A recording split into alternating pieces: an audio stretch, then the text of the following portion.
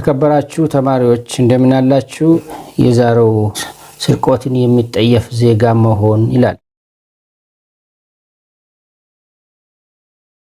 ስርቆቱ እስከ መጨረሻ ተሳክቶላቸው በሌላ ሰው ጭንቅላት ለመመረቅ ቢበቁም እንኳን ተወዳዳሪ መሆን አይችሉም።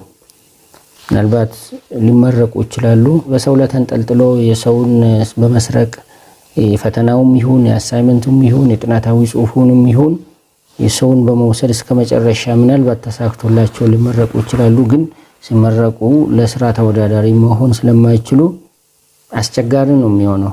ግን ደግሞ የመጡበት አቋራጭ መንገድ አሁንም ስለማይተዋቸው ሌላ አቋራጭ መንገድ ይፈልጋሉ፣ መፍትሄ ይፈልጋሉ። ለዚህ እንግዲህ አመላቸው ስለማይተዋቸው አሁንም ምንድነው የሚያደርጉ? በአቋራጭ ስለተመረቁ በአቋራጭ የራሳቸው ያልሆነውን ነገር በመውሰድ ስለተመረቁ አሁንም ምን ያደርጋሉ? በስራ ዓለም ላይም ኮምፒታንት እንደማይሆኑ ያውቃሉ። ተወዳድሮ ማለፍ እንደማይችሉ፣ ምክንያቱም እውቀት የለም። አሁን ዋናው ነገር እውቀት ነው ብለናል። ስኬታችን መለኪያም እውቀት ነው ብለናል። እነዚህ በስርቆት የመጡት በኩረጃ የመጡት ከታች ጀምሮ እየኮረጁ እየሰረቁ ከመጨረሻ የዘለቁት ተማሪዎች እውቀት ስላልያዙ ለስራ ተወዳዳሪ ሊሆኑ አይችሉም። ግን ይህን አስቀድሞ ስለሚያውቁ ለዚህ መንገድ አያጡ፣ አቋራጭ መንገድ ይፈልጋሉ፣ መፈለግ ይጀምራሉ። እንደዚህ አይነት ሰዎች ምን ያደርጋሉ? ጉቦ በመክፈል ስራ ይቀጠራሉ። አዲስ ነገር አይደለም። አሁን በብዙ መስሪያ ቤቶች በሀገራችን በአመት ደረጃ እንግዲህ ያዩት የደረሰባቸው የተገፉ እውቀት ያላቸው ኮምፒታንት ሆኖ ያሉ ሌላው ሰው ጉቦ ከፍሎ ብቻ ስለገባ የደረሰባቸውን የሚያወሩ ሰዎች አሉ። እነዚህ ሰዎች እስከ መጨረሻ አያርፉም። የሰውን ሰርቆ አቋራጭ መንገድ በመሄድ ተመርቆ አሁንም አቋራጭ መንገድ በመሄድ ጉቦ ከፍሎ ይቀጠራሉ። እነሱ በመቀጠራቸው ደግሞ ለፍቶ ደክሞ አንብቦ አውቆ ሰርቶ የተመረቀ ወደ ኋላ ይገፋል። እንግዲህ እውቀት ያለው ኮምፒታንት የሆነ ወደ ኋላ እየተገፋ የሚሰርቅ የሚኮርጅ ሌባው ወደፊት የሚሄድ ከሆነ እንደዚህ አይነት ሲስተም ወዴት ያደርሳል?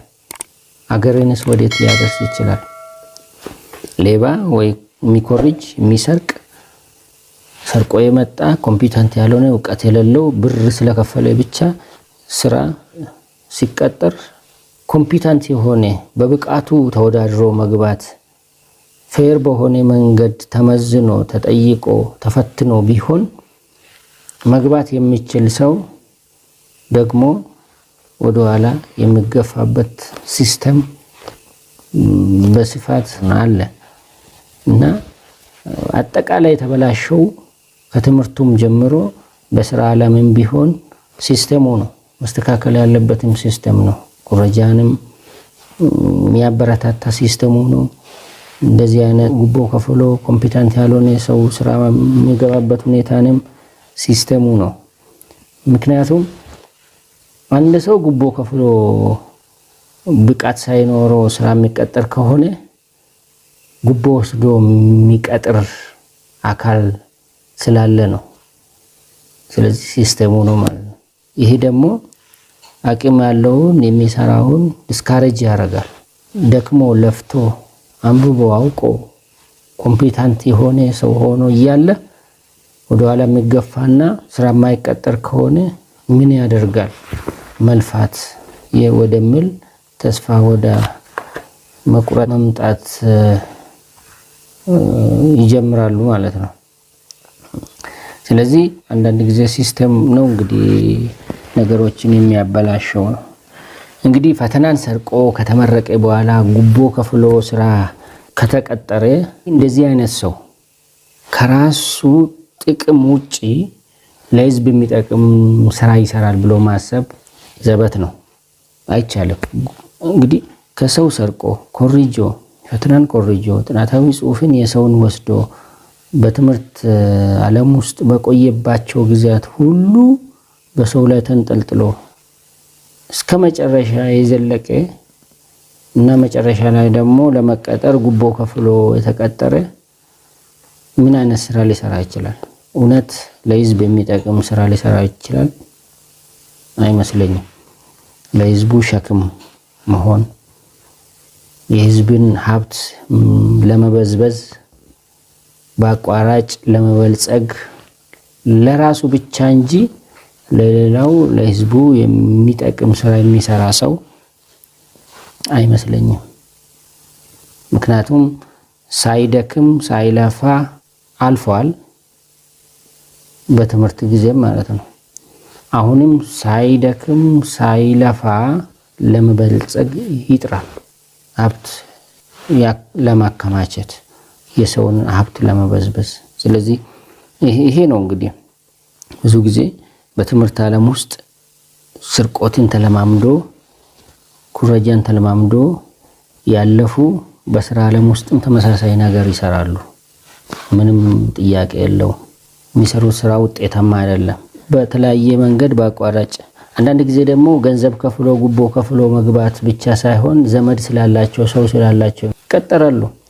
ብቃታቸው ታይቶ ኮምፒተንት ስለሆኑ ሳይሆን ኮምፒተንት የሆነ ወደ ኋላ ቀርቶ ዘመድ ስላላቸው ብቻ ዘመዳቸው ደግሞ ወሳኝ ሰው ስለሆነ ብቻ የሚቀጠሩበት ሁኔታ አለ። ግን ሄዶ አሁንም ማየት ያለብን በሰው ትከሻ ላይ ሆኖ በትምህርቱ ዓለም ውስጥ ሲያልፉ አሁን ደግሞ በሰው ትከሻ ላይ በመቀመጥ ስራን ማዳከም፣ ስራን ማበላሸት፣ ሀገርን የመጉዳት እንደዚህ አይነት ሰዎች ናቸው ብዙ ጊዜ ባለ ጉዳይ ይዞ ወደ እነሱ ሲሄድ የሚሰሩት ነገር ራሱ ስለማያውቁ ባለ ጉዳይን የሚያመናጭቁ፣ ማስተናገድ የማይፈልጉ፣ ቢሮ የማይቀመጡ፣ ቢሮ በመዝጋት ጊዜያቸውን ሌላ ቦታ የሚያጠፉ እንደዚህ አይነት ሰዎች ናቸው። ስለዚህ በትምህርት ዓለም ላይ ኃላፊነት የሚሰማን ከሆነ በአግባቡ ዓላማችንን የምናውቅ ከሆነ በማጥናት በማንበብ ውጤት የምናስመዘግብ ዕውቀት የምናገኝ ከሆነ በራሳችን ላይ በመተማመን እስከ መጨረሻ ሄደን የምንመረክ ከሆነ በስራ ዓለምም ኃላፊነት ይሰማናል። ማህበረሰብን ለማገልገል እንጂ ማህበረሰቡን ለማሰቃየት አይደለም፣ ወይ ደግሞ ከህዝቡ ለመጠቀም ሳይሆን ህዝቡን ለመጥቀም ነው የምንቀጠረው ወይ ደግሞ የምንሰራው። በዘመድ በገንዘብ የሚቀጠሩ አመጣጣቸውም በትምህርት ጊዜ የነበራቸው አካሄድም እንደዚህ አይነት የነበረ ተማሪዎች ሲቀጠሩ በህዝቡ ላይ ሸክም ነው የሚሆነው እና ይሄ እንዳይሆን ስርቆትን የሚጸየፍ ዜጋ ልንሆን ያስፈልጋል። ፈተና መኮረጅ የለብንም፣ አሳይመንት መኮረጅ የለብንም፣ መገልበጥ የለብንም፣ ጥናታዊ ጽሁፎችን መገልበጥ የለብንም። ለፈተና ብቻ ሳይሆን ማንበብ ያለብን ለዕውቀት ማንበብ አለብን። ዕውቀት ይዘን ልንመረቅ ያስፈልጋል።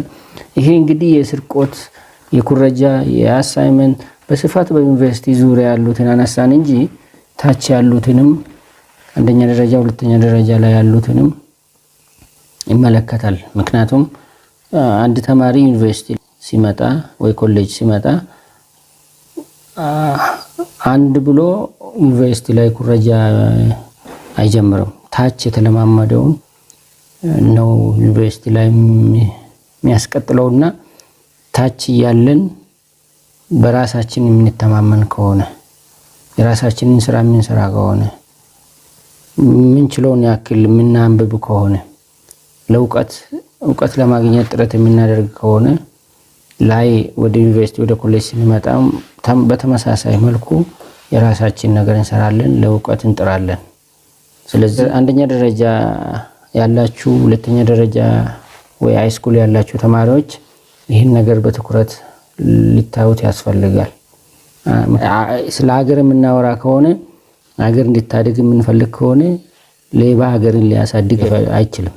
በምንም ተአምር ሌባ ሀገርን አያሳድግም።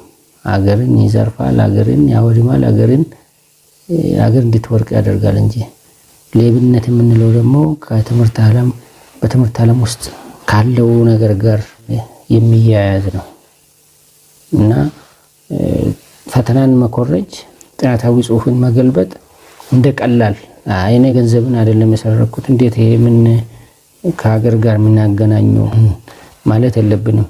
ምክንያቱም በጣም ትልቅ ስፍራ ሊይዝ የሚገባው በትምህርት ዓለም ውስጥ የምናደርገው ስርቆት ነው። አንድ ሰው የሰማሁት አገር የምትቆመው በሐሳብ ላይ ነው፣ በእውቀት ላይ ነው። እውቀት ከሌለ ሐሳብ ከሌለ አገር ልትቆም አትችልም። ስለዚህ እውቀት እንዲኖረን ሐሳብ እንዲኖረን ከተፈለገ ደግሞ መስረቅ የለብንም። የራሳችን እውቀት ሊኖረን ያስፈልጋል እና ከሀገር ጋር ከሀገር ሁኔታ ጋር ከሀገር ማደግ ወይ ደግሞ ከሀገር ውድቀት ጋር በእጅጉ የሚያያዝ ጉዳይ ነው።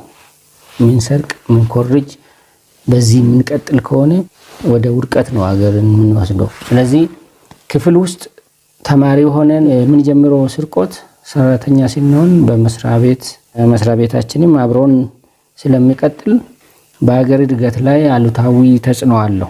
ሰነፍ ተማሪ ሰነፍ ሰራተኛ ነው የሚሆነው። በትምህርት ዓለም ውስጥ ሰነፍ የነበረ ተማሪ በስራ ዓለምም እንግዲህ ቅድም ባልነው መንገድ የመቀጠር እድሉን ሲያገኝ በዘመድ ወይ በጉቦ በመስጠት ተማሪ እያለ ሰነፍ ስለነበረ ሰራተኛ ሲሆንም ሰነፍ ነው የሚሆነው። ስለዚህ ስራ አይወድም። ማጥናት ያልወደደ ማንበብ ያልወደደ መስራት ደግሞ ይወዳል ብሎ ማሰብ ዘበት ነው። ካልሰራ ደግሞ ቢሮውን ይዞ ቁጭ ይላል። የህዝብ ጉዳይ አይፈጸምም ማለት ነው።